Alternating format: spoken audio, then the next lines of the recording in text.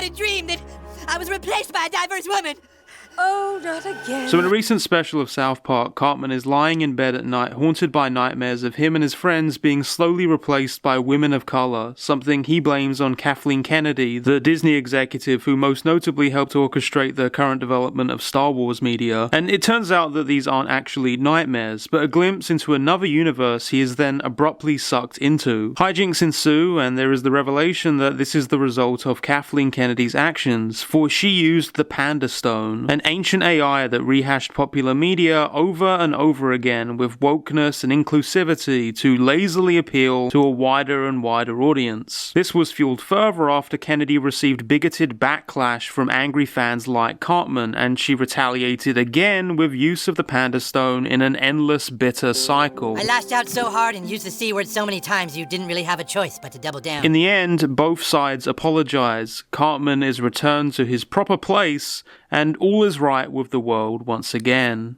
I'm working on a book right now, link in the description, so this is the first in a series of just short media takes on recent media controversies. And let me be clear that Matt Stone and Trey Parker are fascist eugenics propaganda agenda. Matt's not. Yes, I'm not. And here they are again spreading their hate crime message with another episode of South Park attacking diversity in media. I think everyone's been aware for a while now that the politics of South Park are brutally, painfully centrist, which also makes them far right, and don't make me point at the sign again. But this time they went too far, using people of colour and marginalised female billionaire corporate executives to spread their message of hate, to use them as a punchline to condemn inclusion and frankly, being a decent f***ing human being. It's the tea, y'all, and it's time they finally got cancelled, which is why I found this strange ticking device that I assume will do that when I press it. They're going hard after Hollywood's race Disney's constant pandering. The message is at last being called out. It's one of the reasons that we hear it's inflammatory inventions. Our kids can watch content that is not. Woke Disney at it again. Nowadays it seems like no matter what, the mainstream media can't stop pandering to the Twitter mob, being forced to spread the message out of fear of being executed by the Thought Police. Ever since South Park was purchased by Disney in our universe, which I assume is the only universe, I've been worried that Trey Parker and Matt Stone would be another victims of the cucked beta generation of writers. Now with their newest episode, it seems like Kathleen Kennedy has finally got her claws in. Here we have another episode where Cartman is yet again depicted as an insecure strawman version of our genuine concerns about the corruption of beloved classic media, with a forced message about how internet racists are actually to blame for the problems with modern woke entertainment. Mrs. Kennedy, I don't think I've ever said this before in my life, but I'm sorry. To make things worse, Stan's dad is once again propped up as another incompetent white male who hates Kathleen Kennedy while not even knowing who she is. Everything is Kathleen Kennedy's fault! Yeah! The whole thing presenting resistance to the woke menace as just a load of confused, emotionally volatile men spending our time arguing about made-up problems with children's franchises and projecting all our real-world issues onto it. This is just like when they turned Mario into a goofy punching bag and Ken into an irrelevant simp, rather than the masculine icon of our youth. It's clear enough that the real Trey Parker and Matt Stone would never write an episode like this, and Kennedy and the Woke Brigade have destroyed another franchise we once enjoyed in the name of spreading the message. The Twitter mob message, mainstream media, modern message, Twitter mob, Twitter mob, pandering, Twitter mob, Twitter mob, Nazi scum, Twitter mob message, fascism. How did we get here? See, I don't really like being online anymore, which has made my main job as an online commentator difficult over the last few years. I remember first getting unmonitored access to dial-up internet at my grandparents' house when I was maybe 8 years old. The kind of internet where you had to wait 10 minutes to load a JPEG of a gaming webcomic or an hour for an animation of stick figures fighting, and that was basically what the internet was for. Then, as I got older, I discovered forums, and on those forums were many people, usually ranging between the ages of 11 and 30, just arguing, often about things that were barely related to the thing the forum was actually made to discuss. For me, that was usually games or cartoons and webcomics, which were again the thing I went online for. Somewhere along the way, talking about games and TV shows required me to form political opinions, and I think this is where it all went wrong for me. In 2012, a feminist media critic made a fundraiser for a documentary series about sexist cliches in video games, and then everything went bad. Here's a fancy word: narrativizing. The communication of ideas and information as a narrative. It's something I think about a lot as a YouTube video explainy person, because a big part of explaining complex social or political issues is giving it a clear structure, a beginning and a conclusion, to help you avoid going off on weird abstract tangents like I'm doing right now. The trouble is that same structure can often lead you astray. You may have heard, especially if you followed the channel for a while, that there has been a crisis of media wokeness. Power-hungry, destructive feminism type of that. Stupid wokeness. Wokeness. Wokeness is a virus more dangerous than any pandemic, hands down. Fucking pronouns! The way this crisis is often narrativized is to treat it like a recent phenomenon, which it isn't. My experience of being dragged into the world of political games and shows and movies is probably relatable to a fair chunk of people around my age, but it isn't actually true that this suddenly popped up in the mid to late 2000s. It's not even the first label this specific pop culture hysteria has gone by. It used to be called political correctness. Political correctness. Political correctness. Political correctness. Because we're boring! A term that existed for about a century and people only stopped using when it became simply too cringe to say. You know that thing where you hear a word for the first time and then suddenly you start hearing it everywhere and it almost feels like everyone started using it exactly when you heard about it, even when that clearly isn't true? This is the standard experience of realizing that for as long as pop culture has existed, there has been a political context it has existed in and which has been argued about. In the first story he ever appeared in, Captain America punched Hitler. Star Wars was explicitly based on the Vietnam War from the Vietnamese perspective. The good guys are the rebels. They're using asymmetric warfare against a highly organized empire. I think we call those guys terrorists today. We call them Mujahideen, we call them Al-Qaeda. When I did it, they were Viet Cong. So were you thinking of that at the time? Yes. That was the whole point. Even now, there are people arguing that RoboCop was somehow apolitical fun that only now people are trying to insert political issues into. They were critiquing social mores of the time, particularly the Reagan era. If you know anything about the 80s and Ronald Reagan, everything was privatized. The climate was ripe, I think. The country was ready. Yeah, we wanted to have fun with this whole thing, so we named all the cops after mass murderers. Welcome to hell. Thought that was kind of cool, actually. Listen, let's make sure that the gang members don't sound like they're all black, because I don't want to make a racist movie. We didn't start the fire. It was always burning, since the world's been turning.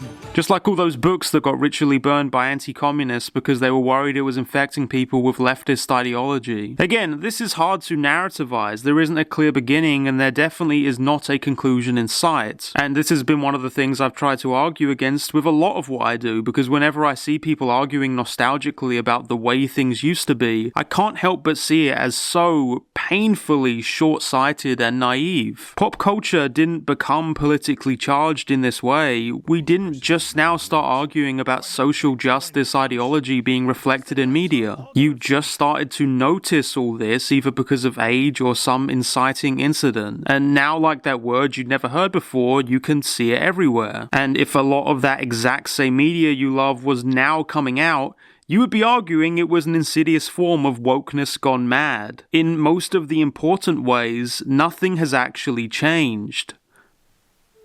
But in other words, the gaming industry hates straight white men. Now, at the time tropes versus women in video games came out, I was just starting out at university and spent a lot of time distracting myself on the gaming website GiantBomb.com. GiantBomb.com. GiantBomb.com. Back when the internet was, you know, a variety of websites people went to.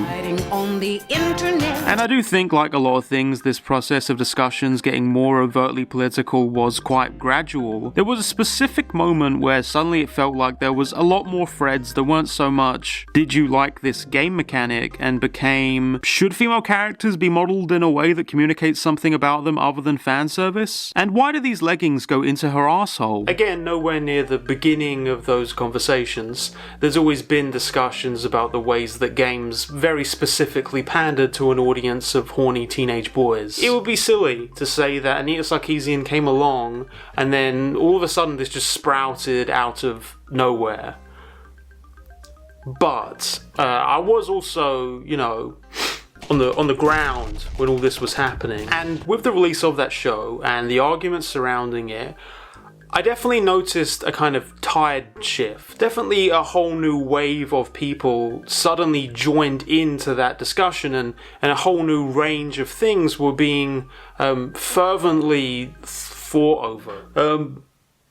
So I've been making videos now on and off for like 5 years, and I've somehow managed to never directly talk about this. So I'm going to use the word right now, and I'm going to ask that you forgive me for this. Gamergate. We live in dangerous times, and in these dangerous times it's hard to know who we can trust. And that's why this segment of the video is sponsored by Ground News. While making this video, I happened to notice another round of articles coming out about outrage over Target's woke Christmas ornaments. Because who doesn't want to talk about this every single year? And when I looked it up on Ground News, I found 19 articles, only one of which actually explained what the woke ornament was, about 70% of them being from right-leaning outlets with mixed factuality in their reporting. Who would have thought? This is the power of Ground News, a service that helps you compare coverage from different perspectives in one place to stay informed and reveal what's being ignored by the media and news outside the algorithm. The tendency to get programmed into a kind of news bubble is definitely part of what I'm talking about in this video, and Ground News is one convenient way to help figure out how you actually feel on the stories you're being told. So go to ground.news/JackSaint or subscribe through my link down below for as little as $1 a month, or get 30% off unlimited access for just $5 this month only. Once again, use the links down below and find out who you can trust. Let me talk about South Park again for a bit. In particular, I did appreciate that Black Eric Cartman was actually a genuinely fun take on his character and not just a cringe, one-dimensional racist stereotype. I like Stan's dad's subplot and the way it was woven into the main story, and I didn't really hate the message, even if I do have some strong criticisms of it. On a personal level, I thought the special was pretty entertaining, especially as someone who hasn't really checked in with South Park for a while, but used to watch it quite a lot. In fact, I remember my mum used to gloat about the fact that she got to watch episodes of South Park after my bedtime. And you would sort of gloat about it. Do you have anything to say about that? I didn't purposely do it. It would come on and then I would start watching it and it was funny. I didn't hear an apology as part of that. Sorry, Jack. So. I'm sorry, Jack. But then I did tell you about it. I'd often tell you which was exactly the same thing. Now, when the special came out, there was a big surge in people declaring that this was an epic takedown of woke leftist ideology, and a clear sign that Matt Stone and Trey Parker were signaling their support of the real cinema fans against this onslaught by stuff like woke Star Wars and Captain Marvel and The Little Mermaid. No, make it more lame. That is exactly what they're doing, and that is why we hate the diversity, equity, and inclusion casting and writing in movies.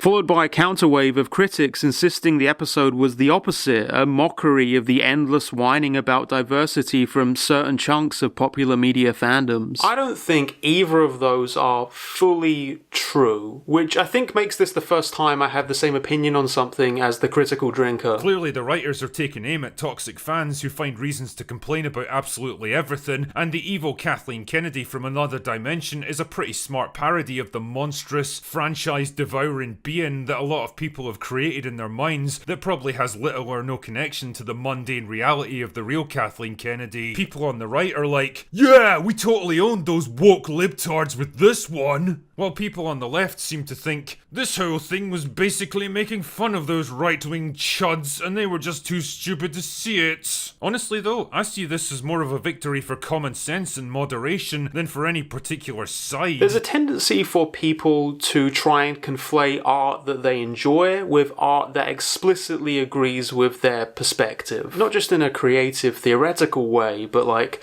this is the creator specifically signaling to me. In a way that leads to them often ignoring things that might contradict that, which I think is kind of what happened to South Park here. Just one second. No, I don't think Space Jam was actually intended as Marxist propaganda.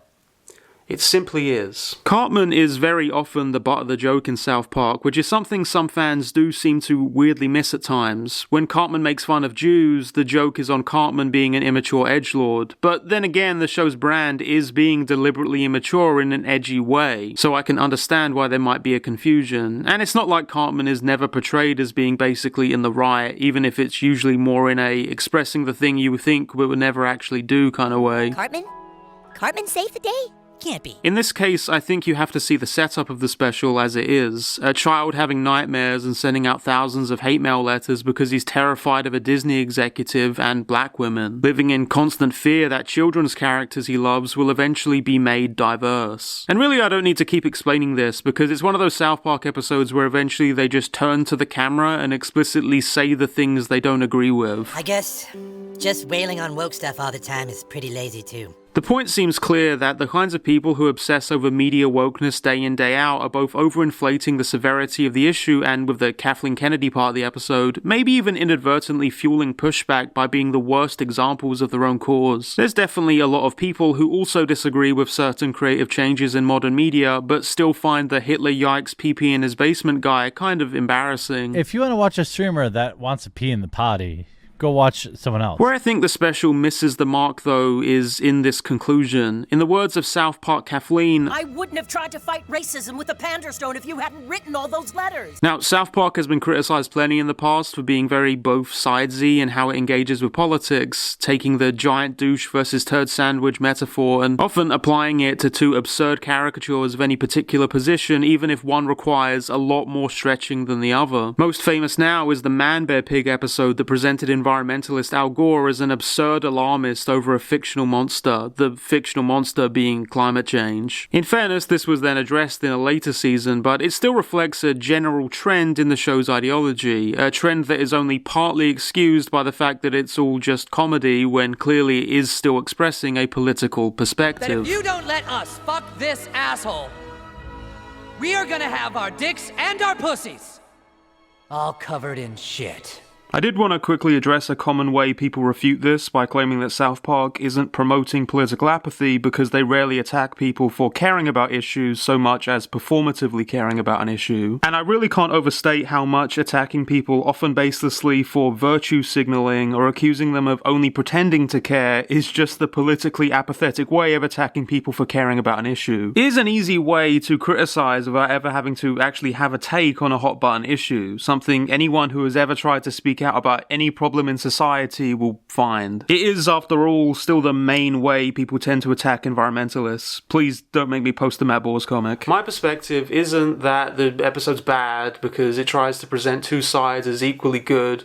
when I'm more inclined to the woke side or whatever. What I did feel was that the episode was indicating in that direction and then it just sort of missed the mark. The idea that pro or anti-diversity arguments are just kind of these two sides bickering with each other, fueling each other through sheer spite, is definitely like a neat bow that you could tie around these disagreements. But I don't actually think that the trend towards diversity and inclusion in big corporate media is the result of top-level executives trying to fight racism with the trolls. I don't think those executives actually care that much about the trolls.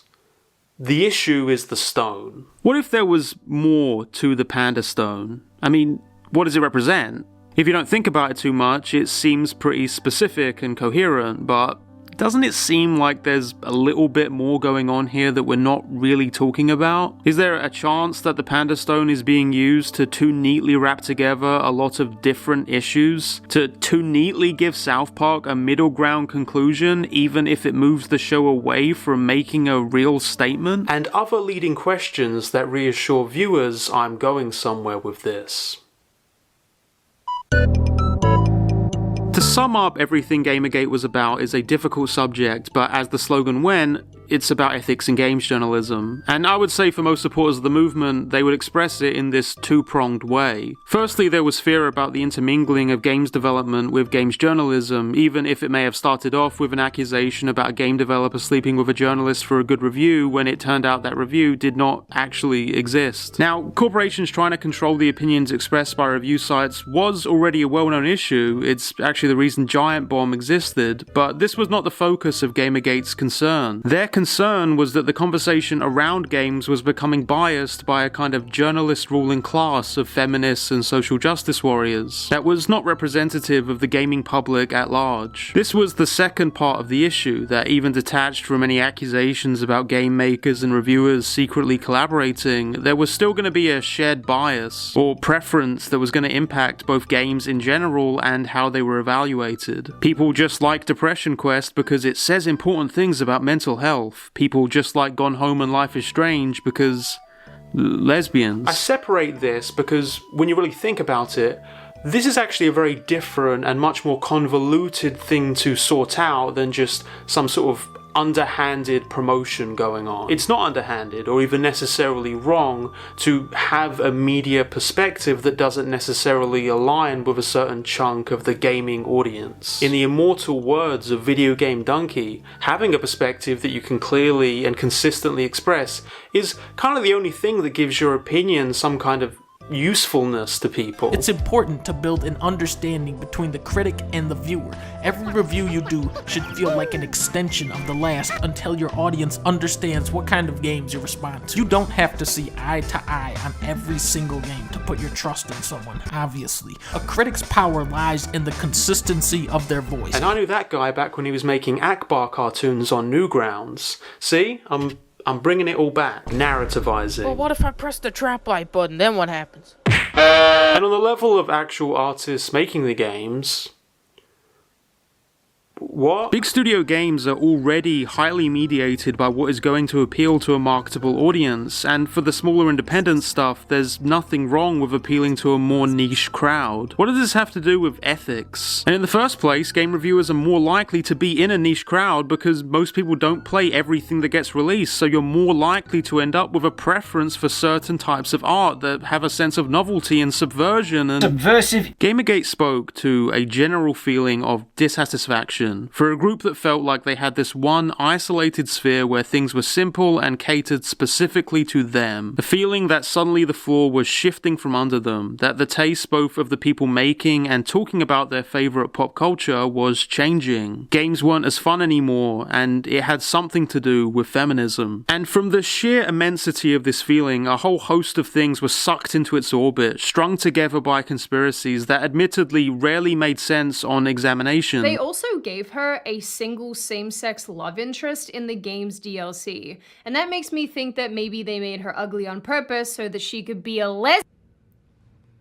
Where's the lie? Insomniac writer of Spider-Man 2. I don't know how that makes sense, how a writer and not an artist himself is gonna sneak in a little self-insert, but come on. The rallying cry of the gamer didn't just become a unifying way to express disapproval at a feeling of being bullied out of their own space, but a way to make sense of the fact that this was both a movement against the silencing of dissenting voices that also loudly opposed any voice that expressed ideas outside of what made them comfortable. That this was a movement about people being cancelled for having opinions that opposed the message, while ruthlessly cancelling anyone who did not conform to their message, with review bombing and sock puppet accounts, and yes, an endless supply of death threats. The thing is, there were always justifiable reasons for the dissatisfaction on an industry level. Once again, corporations trying to influence journalism was actively happening. There was an increasing level of calculated corporate crunch time and mistreatment that led to rushed, unfinished products, and the move towards a games-as-service mentality meant less content at a higher price to squeeze out just that little drop more of profitability for the companies doing the mistreatment. But because of that muddled message, rather than trying to defend real journalism, Gamergators just rallied behind whoever had the same opinions on games as them, championing clickbait gossip brags and YouTube influencers who were already much more frequently explicitly collaborating with games companies, mocking workers in the industry for the small benefits of their workplaces and celebrating it when they were mistreated and tossed aside in a corporate culture that has led in part to the decrease in reliable game quality. The symptoms of the problem were identified, but then were bunched up into this one banner of political angst, and the real problems became less important than the pandering. Too many things taken as one, a panda stone. August Wilson said that colorblind casting was an aberrant idea that never had any validity other than as a tool of cultural imperialists who viewed their American culture, rooted in the icons of European culture, as beyond reproach in its perfection. We do not need colorblind casting, we need theaters. He made clear that he didn't speak on behalf of all black Americans, but he was highly critical of the concept of inclusion via switching in racial minorities into established stories in lieu of what he felt would be real progress. Actually offering a chance for people to tell their own stories that reflected their own background and experiences. I mentioned earlier that political correctness existed as a term for about a century. Woke is actually even older, its origins in black culture dating at least as far back as the 1860 presidential election, the one that was won by this guy. Over the years, it was employed in many different ways over many different issues, and one of the problems of how it has now been flattened into this really reductive label by conservatives is how easy it's become to miss the range of beliefs there actually are on this subject. Because the thing is, it has rarely been easy for even token representation to actually make it to mainstream entertainment. Constant financial reassurance had to be made even for Disney to give a white woman superhero a shot. How hard it was to get any actual LGBT representation in media for young people is one of the first things I covered on this channel. But what's even harder is for creative people to get a chance to tell their own news stories in a market that's increasingly dominated by a smaller and smaller number of studios with an iron claw around their intellectual properties who are both extremely disconnected from the public and terrified of financial risk, even if the decisions they make due to that terror often lose them money anyway.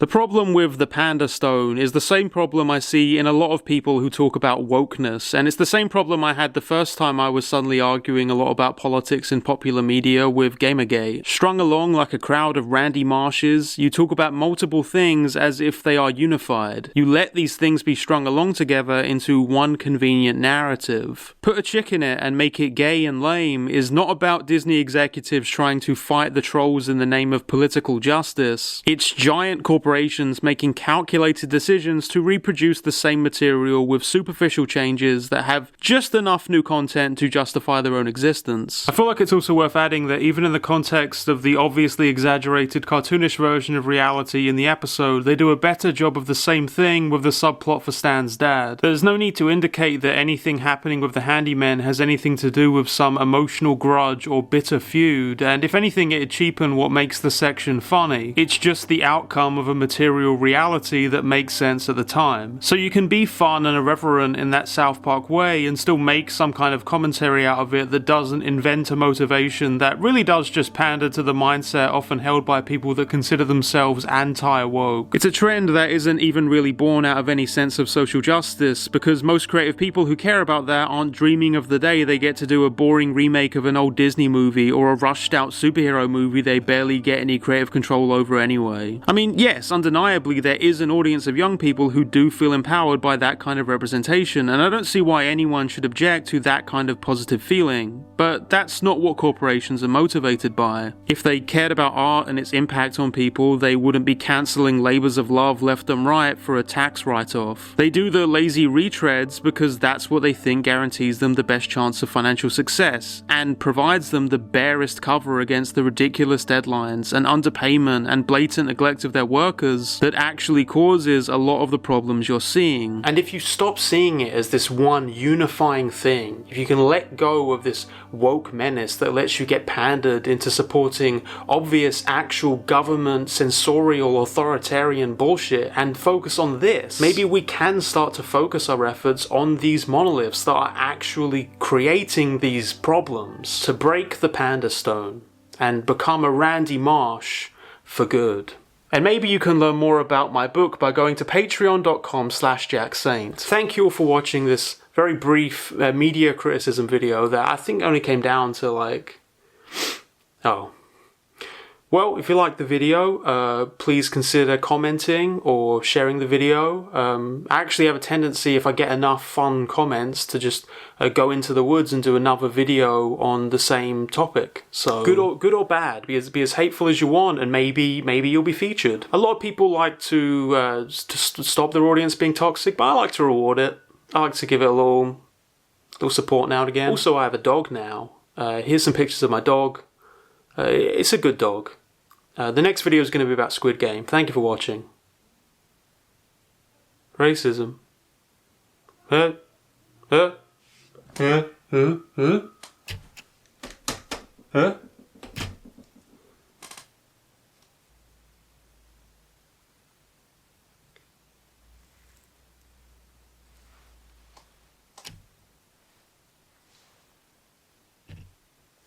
You're probably watching this on GiantBomb.com right now. What?